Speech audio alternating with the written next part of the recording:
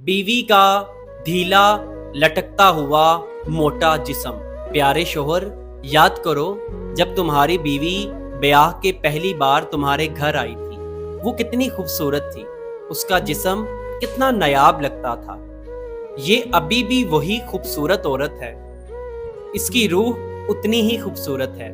बस फर्क इतना है कि आज इसने तुम्हारी नस्ल को जन्म दिया है, तुम्हें एक नई जिंदगी बख्शी है, जिसके नतीजे में इसका जिस्म इस हालत को पहुंच गया है। अगर तुम अपनी बीवी के मोटापे की शिकायत करते हो, उसके जिस्म के ढीलेपन की शिकायत करते हो, तो जरा सोचो क्या उसे अपना ये जिस्म पसंद होगा?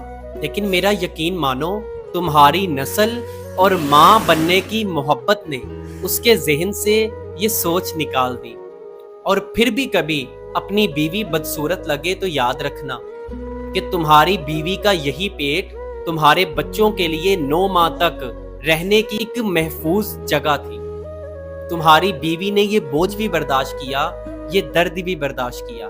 क्या आज तुम अपनी बीवी की रूह की जो खूबसूरती है, उसके लिए उसका मोटापा बर्दाश्त नहीं कर सकते?